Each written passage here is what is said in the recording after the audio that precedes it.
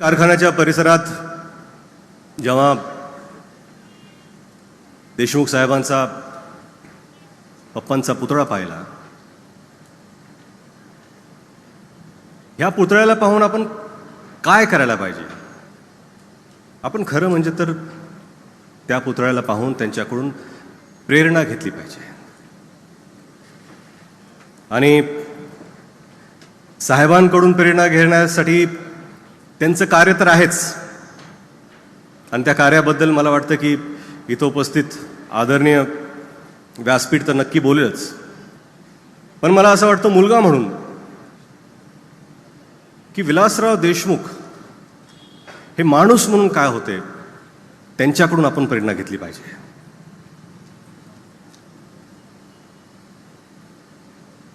आपल्या आयुष्यात आपण वेगवेगळ्या भूमिका साकारतो, निभावतो.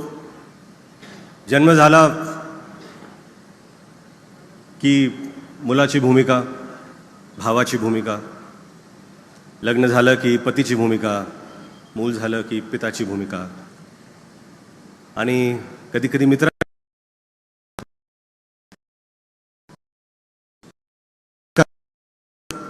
सुरुवातीला कार्यकर्त्याची भूमिका आणि पुढे जाऊन नेत्याची भूमिका. ह्या सर्व भूमिका साकारताना तुम्ही लोकांबरोबर कसे वावरता त्यात तुमची माणुसकी जपलेली असते. आणि ही माणुसकी खरं म्हणजे हे तुमचं खरं भांडवल असतं.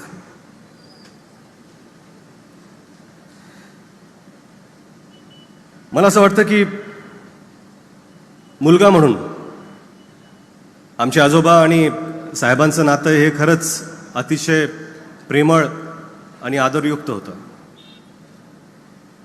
आपला मुलगा मंत्री झाला म्हणून बाबांना प्रेमाने मी बाबा म्हणायचो, पप्पा त्यांना दादा म्हणायचे.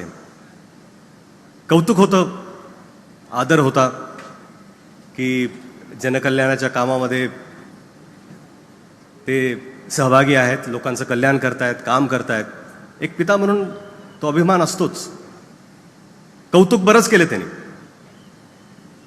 पण वेळ आली, कुठलीही गोष्ट त्यांना जर खटली असेल तर त्यांनी आवर्जून सांगितलं. लातूरमध्ये आडतीवर आमचं एक घर होतं. बावळगावला आम्ही राहायचो, पण आजोबा बाबा जेव्हा लातूरला असायचे तेव्हा आडतीवर असायचे. आणि जेव्हा कुठल्या दौऱ्यावर साहेब लातूरला आले की आवर्जून बाबांची भेट घ्यायला ते आडतीवर जायचे. आणि असेच एक भेट घेताना बाबांना ते भेटले, चहा पाणी झाला, तब्येत कशी आहे अशी विचारलं. आणि ट्रेनची वेळ झाली होती, कुर्डुवाडीला जायचं होतं, तर साहेब म्हणाले येतो मी. तर बाबा म्हणाले थोडं बसा, तुम्हाला काहीतरी सांगायचं मला. तिथं पेपरचा एक ढीग होता. त्या वृत्तपत्रातून एक त्यांनी पेपर काढला आणि ती बातमी त्यांनी साहेबांना दिली. ते म्हणजे ही बातमी छापून आली आहे तुमच्याबद्दल, वाचा. तर साहेबांनी ती बातमी वाचली. आणि तुमच्या भाषणात तुम्ही छान बोलला, पण हे जे एक वाक्य आहे ती थोडी टीका बॉर्डर लाईन व्यक्तिगत होती. राजकारणात तुम्ही टीका करा, पण व्यक्तिगत टीका ही करू नका. विरोध करा, पण कुठल्याही व्यक्तीला तुम्ही पर्सनली जाऊन कधीही अटॅक करू नका, व्यक्तिगत टीका करू नका. आणि मला वाटतं आजवर साहेबांची जितकी भाषणं गाजली, आजही व्हायरल होत आहेत भाषणं, कुठल्याही भाषणात साहेबांनी कधीच ती टीका केली नाही. मला वाटतं, आणि ही गोष्ट आम्हाला स्वतः साहेबांनी सांगितली. त्यांनाही कुठंतरी वाटलं होतं की बाबा आपल्या वडिलांनी जी आपल्याला शिकवण दिली आहे तीच शिकवण आपण आपल्या मुलांना द्यावी. आणि यालाच संस्कार म्हणतात, की ज्या ज्या चुका असतील त्या त्या पुढच्या जनरेशननी करू नये. आणि मला वाटतं की याचाच वारसा भैयांनी, धीरजनी पुढे पुढे चालवण्याचा आम्ही प्रामाणिकपणे प्रयत्न करतोय. की कधीही बोलताना कुठल्याही व्यक्तीशी वैयक्तिकरित्या टीका करू नये. आजकाल राजकारणामध्ये कुठल्या कुठल्या पातळीला भाषणं जातात हे पाहून खरंच दुःख होतं. की जो महाराष्ट्र एका काळी अशा दिग्गज नेत्यांनी गाजवलाय, त्यांच्या भाषणांनी गाजवलाय, तो काळ आता आपल्याला फारसा दिसत नाही आहे. तो काळ आपल्याला परत आणण्याची गरज आहे. दुसरी गोष्ट म्हणजे साहेब मुख्यमंत्री झाले आणि मुख्यमंत्री झाल्यानंतर पहिल्यांदा जेव्हा लातूरला आले त्या मांजरा सहकारी साखर कारखान्यावरती त्यांचा सत्काराचा कार्यक्रम होता. ते एअरपोर्टवरून डायरेक्ट कारखान्यावरती गेले. आम्ही स्टेजवरती बसलो होतो पाठीमागे. साहेब आले आणि देवळात गेले नाहीत. ते पहिल्यांदा स्टेजवर दादा बसले होते. दादांच्या पायावर आपलं डोकं टेकवलं, त्यांचा आशीर्वाद घेतला. त्यांनी भाषण सुरू केलं. भाषण सुरू केल्यानंतर ते थोडेफार घहिवरले. त्यांच्या डोळ्यात अश्रू आलं. भाषण थांबलं. एवढी लोक ऐकत होती, सगळ्यांच्या डोळ्यात अश्रू होते. काय आता पुढे करायचंय कोणालाच माहिती नव्हतं, कारण की साहेब बोलत नव्हते. त्यावेळेस काका मला आठवतंय, काका उठले, काकांनी टाळ्या वाजवल्या आणि साहेबांनी म्हणले, come on, you can do it. एका भावानी दुसऱ्या भावावर कसं वागलं पाहिजे हे आपल्याला याचं उदाहरण येतच आहे. ही जी दुसरी भूमिका असते की भाऊ म्हणून, की साहेबांनी आणि दिलीपराव साहेबांनी भाऊ म्हणून एकमेकांना कसं जपलं. भावाभावामध्ये आपण नेहमी, बरेच लोक असे विचार करतात की आपल्या भावापासून आपल्याला काय मिळेल, पण ह्या दोघांनी असा कधीच विचार केला नाही. आपल्या भावाला आपण काय देऊ शकतो, आपल्या भावाला आपण साथ कशी देऊ शकतो, हीच भावना दिलीपराव देशमुख साहेब आणि विलासराव देशमुख साहेब यांनी कायम ठेवली. आज साहेबांना जाऊन जवळपास 12 वर्ष झाली.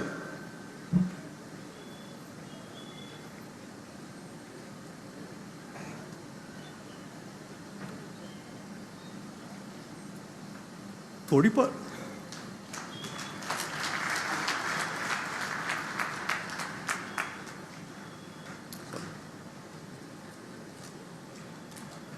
उणीव नेहमीच भासते.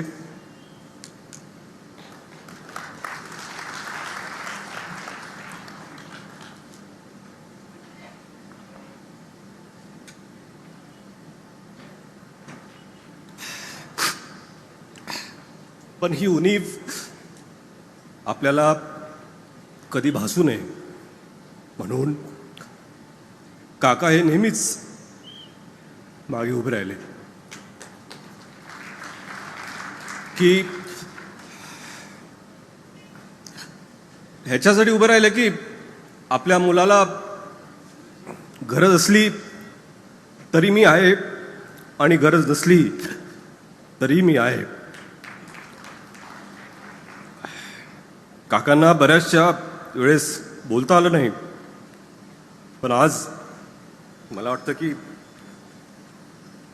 सर्वांसमोर मी सांगतो, काका मी तुमच्यावर प्रचंड प्रचंड प्रेम करतो आणि काका आणि पुतण्याचं नातं कसं असलं पाहिजे त्याचं ज्वलंत उदाहरण आज ह्या स्टेजवरती आहे.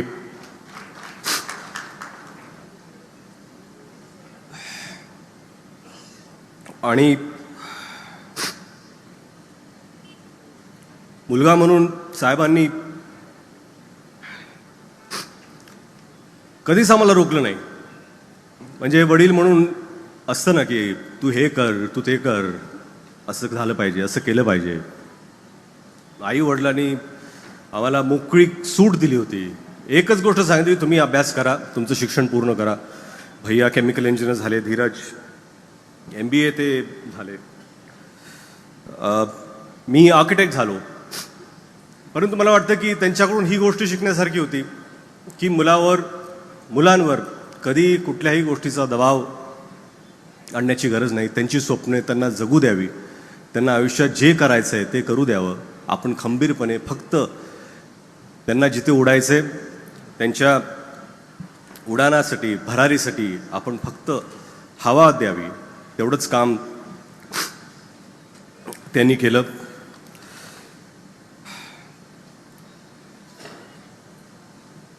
आई वडिलांना पाहून, म्हणजे मी हे सांगतो की साहेबांचे वेगवेगळे रोल्स, मुलगा म्हणून झालं, भाऊ म्हणून झालं, पिता म्हणून झालं, पती म्हणून सुद्धा, जेव्हा आई वडिलांना मी पाहायचो घरी, तेव्हा मला वाटायचं की लक्ष्मीनारायणाचा जोडा आहे. आणि मला वाटतं की प्रत्येकाला वाटतं आपले आई वडील हे लक्ष्मीनारायणच आहेत. आणि कधीही कुठले अपशब्द घरी वापरले नाहीत, कधीही कुठल्या वरच्या स्तरावर कधी बोलणं झालं नाही. आणि हे स्वभावाचा जो गुण आहे तो कुठेतरी आम्ही घ्यायचा प्रयत्न करतो, आम्ही तसं वावरण्याचा प्रयत्न करतो.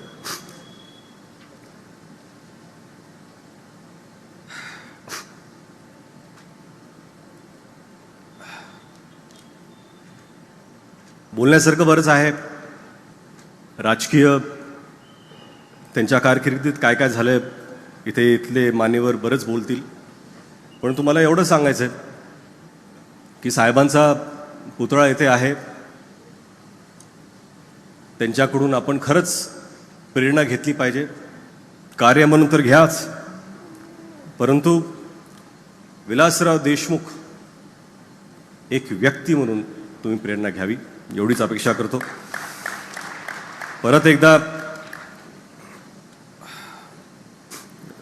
विलास सहकारी साखर कारखान्याचे खूप खूप आभार की त्यांनी एवढा चांगला कार्यक्रम आज इथे साजरा केला, आवर्जून सर्वांना बोलवलं.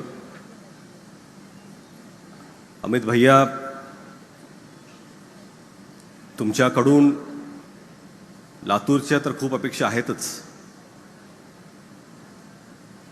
पण मला वाटतंय की तुमच्याकडून महाराष्ट्राच्याही खूप अपेक्षा आहेत.